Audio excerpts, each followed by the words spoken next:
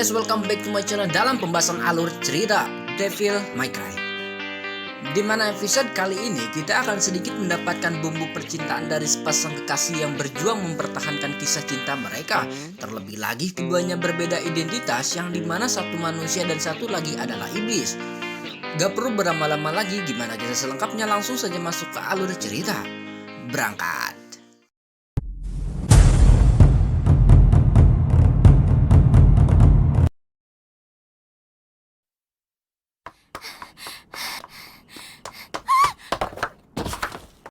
Cerita diawali oleh seorang pemuda yang berniat membantu seorang perempuan berdiri, tapi siapa sangka tindakan yang dilakukannya membuat keduanya tertarik satu sama lain pada pandangan pertama, sehingga membuat mereka pun seringkali menyempatkan diri untuk menghabiskan waktu berdua. Seiring berjalannya waktu, kedua muda-mudi itu pun menjadi sepasang kekasih. Namun sayangnya kedekatan kedua muda-mudi itu ditentang keras oleh orang tua sang gadis, bahkan ayahnya sampai menyewa seorang pembunuh bayaran, yaitu Dante. Di mana alasan orang tua Angeline menolak keras hubungan anaknya disebabkan ia sempat melihat kalau laki-laki yang dicintai putrinya memiliki semacam sihir, sehingga ia pun menyimpulkan kalau Brad adalah seorang iblis. Ternyata percakapan yang dilakukan Mike didengar oleh Angeline, yang membuatnya memutuskan menyelinap pergi menemui sang kekasih guna memberitahu rencana sang ayah. Saking sayangnya Angeline kepada Brad, cewek tersebut rela kawin lari asalkan bisa tetap bersama selamanya. Namun Brad tidak ingin mengikuti saran sang kekasih dan malah menyuruh Angeline buat kembali pulang dan harus tetap bersikap tenang. Sementara itu di kediaman Angeline telah terjadi kekacauan disebabkan putri kecilnya hilang entah kemana. Orang-orang yang Mike perintahkan buat menjebar pun belum juga menemukannya sampai sekarang. Tepat setelah ia menutup telepon, tiba-tiba saja nona muda telah kembali. Sontak ia pun langsung berjalan ke arah pintu lalu memberikan tamparan. Tak berhenti sampai di sana, Angeline juga dilarang keluar kamar sampai waktu yang ditentukan. Sementara di tempat lain, Dante tengah mengobrol dengan Brad. Namun sayangnya perbincangan mereka tak bertahan lama sebab Brad harus pamit undur diri. Dan disinilah Brad sekarang, di dalam sebuah gang sempit dan gelap, tidak ada orang satupun yang melewatinya.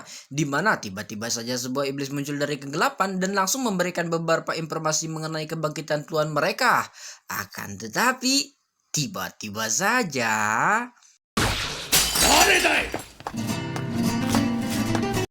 Kemunculan Dante di tempat ini tentu membuat kedua iblis tersebut sangatlah terkejut, terutama Brad yang sungguh tidak percaya kalau ia telah diikuti oleh seorang pemburu iblis yang paling dirinya takuti.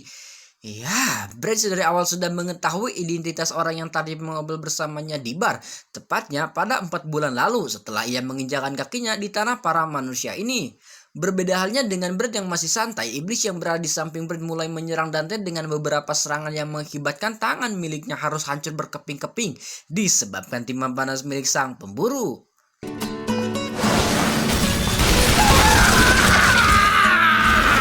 Setelah menyaksikannya secara langsung, Brad sangat yakin kalau rumor mengenai sang Devil Hunter Dante yang terkenal mengerikan bukanlah omong kosong belaka. Bahkan ia pun sadar kalau kemampuannya tidak sebanding dengan orang yang saat ini berada di depannya.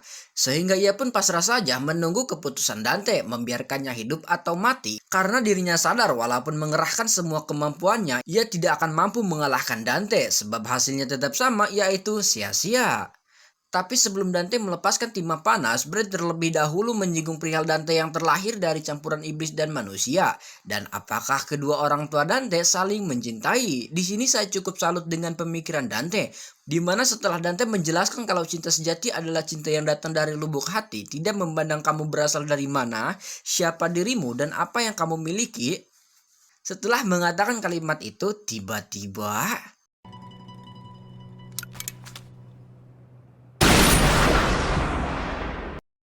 Sungguh tidak menyangka seorang pemburu iblis pun memiliki hati nurani, di mana Dante tidak mengarahkan timah panasnya kepada kelapa Brad, melainkan pada sebuah iblis yang entah dari mana sudah muncul di atas mereka.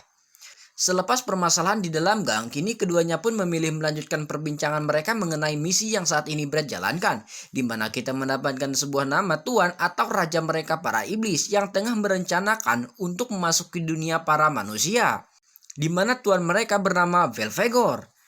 Kembali kepada Angeline yang saat ini tengah berlari setelah sebelumnya sempat mendengar teriakan sang ayah yang mengerang kesakitan. Setibanya di sana, ia melihat Mike yang tergeletak tak sadarkan diri di tengah-tengah lingkaran sihir dengan perut yang terbeset. Tanpa cewek ini sadari, kepala pelayan muncul dengan senjata tajam berjalan ke arahnya. Hingga ketika Angeline mulai terpojok, tiba-tiba...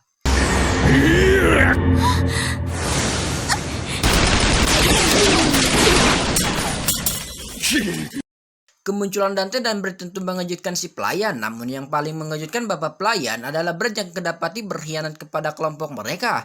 Tapi ia tidak terlalu ambil pusing sebab rencananya telah berhasil, yaitu menciptakan portal agar tuan besarnya bisa memasuki dunia para manusia.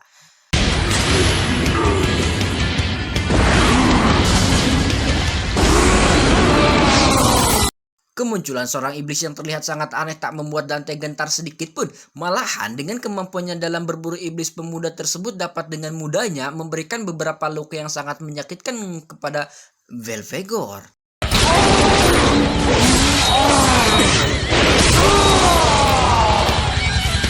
Belphegor atau kata lain salah satu iblis yang dihormati harus bertekuk lutut di bawah serangan yang dilesatkan Dante. Bahkan sebelum iblis tersebut berhasil menjalankan niatnya hadir di dunia para manusia, yaitu menghancurkan dan menguasainya. Setelah melihat cinta dan ketulusan yang dimiliki Brad kepada seorang perempuan yang berasal dari dunia manusia, membuat Dante memutuskan menolak menjalankan kesepakatan yang sebelumnya mereka diskusikan. Sebab ia percaya kalau Brad sangat mengenal arti sebuah cinta dan pasti akan menjadi seorang manusia. Dari sini kita bisa menyimpulkan sekejam-kejamnya Dante dalam berburu para iblis, ia tetap percaya tidak semua iblis berhati hitam. Mereka juga memiliki ketulusan dalam dirinya. Bersama. Wah, gengs. Kantuk aja. Ya udah guys ya.